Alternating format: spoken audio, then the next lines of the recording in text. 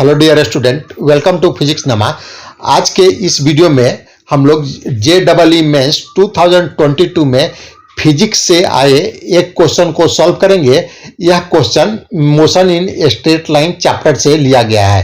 तो आइए हम लोग क्वेश्चन को देखते हैं। A car covers AB distance with first 1/3 at velocity v1 metre per second. इसमें बोल रहा है कि एक कार है जो AB डिस्टेंस है, जैसा आप डायग्राम में देख रहे हैं AB डिस्टेंस है, तो उसका जो 1/3 है वह कवर करता है v1 मीटर पर सेकेंड से, जैसा आप डायग्राम में देख रहे हैं, और second 1/3 at v2 metre per second and last 1/3 at v3 metre per second.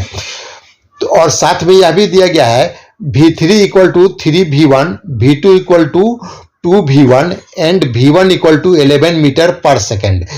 तो इसमें और दिया गया है कि v3 जो है वह 3 टाइम्स v1 के है और v2 जो है 2 टाइम्स v1 के है और v1 इक्वल है 11 मीटर पर सेकेंड। तो हमें एवरेज वेलोसिटी निकालना है, यानी A से B तक कवर करने में जो कार का जो एवरेज वेलोसिटी है, A से B डिस्टेंस कवर करने में जो कार का एवरेज वेलोसिटी है वह हमें बताना है। यह जो इंफॉर्मेशन दिया गया है उसके बेसिस पर। तो आइए देखते हैं। एक कार है, अभी AB डिस्टेंस है, उसको कवर करने में v1 स्पीड से जा रहा है और उसके नेक्स्ट 1/3 को v2 स्पीड से और नेक्स्ट 1/3 को v3 स्पीड से। और मान लेते हैं कि यह जो AB का डिस्टेंस है वह 3x है। तो जो v1 डिस्टेंस जो कवर किया उसका डिस्टेंस हो जाएगा x, और क्योंकि तीनों जो डिस्टेंस है वह इक्वल है 1/3 है, तो v1 डिस्टेंस हो जाएगा, v1 स्पीड से जितना डिस्टेंस कवर करता है उसका मैग्नीट्यूड हो जाएगा x, और उसी तरह v2 स्पीड से जितना डिस्टेंस कार कवर करता है वह हो जाएगा x, और v3 से भी v3 स्पीड से जितना डिस्टेंस कवर करता है वह भी x होगा। तो साथ में दिया गया है v3 है 3v1 है और v2 है 2v1, और जो v1 है वह 11 मीटर पर सेकेंड है। तो एवरेज वेलोसिटी हमें निकालने के लिए क्या क्या चाहिए? एवरेज वेलोसिटी होता है total distance divided by total time. तो हमें टोटल डिस्टेंस तो मालूम है, x के टर्म में टोटल डिस्टेंस हम लोगों ने कंसीडर कर लिया है 3x, लेकिन हमें टोटल टाइम नहीं मालूम है। तो हम टोटल टाइम कैसे निकालेंगे? टोटल टाइम अगर हम निकाल लेंगे तो हम एवरेज वेलोसिटी को निकाल सकते हैं।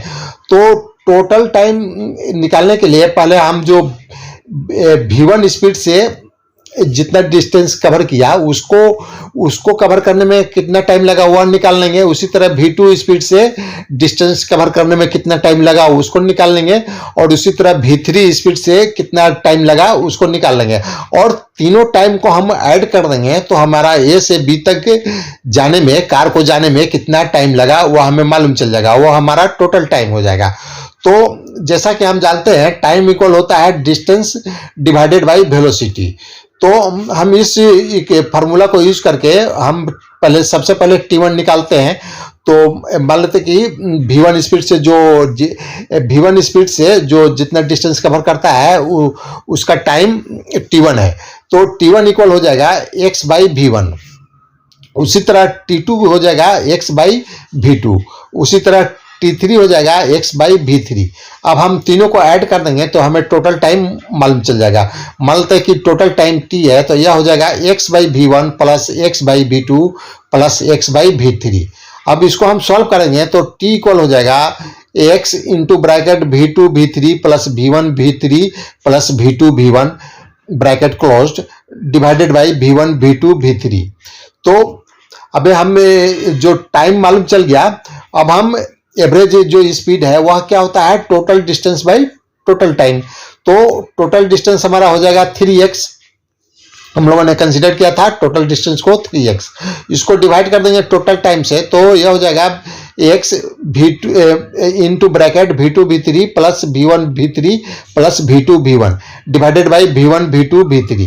अब इसको फर्दर सॉल्व करेंगे तो x कैंसिल हो जाएगा, तो एवरेज जो स्पीड हो जाएगा 3 v1 v2 v3 divided by v into bracket v2 v3 plus v1 v3 plus v2 v1। और अब हम इसको, हमें v1 का भी वैल्यू मालूम है और v2 का वैल्यू मालूम है और v3 का वैल्यू मालूम है, तो यहाँ पर v1 हमें 11 मीटर पर सेकंड दिया गया है और v2 है 2v1, तो यह हो जाएगा 22 मीटर पर सेकंड और v3 हो जाएगा 33 मीटर पर सेकंड। तो इसका वैल्यू हम पुटअप कर देंगे v1 v2 v3 का इस इक्वेशन में, तो हमें जो एवरेज वेलोसिटी होगा उसका आ जाएगा, वैल्यू आ जाएगा 18 metre per second.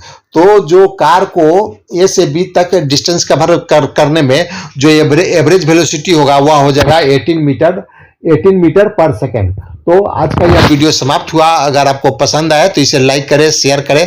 Thanks for watching.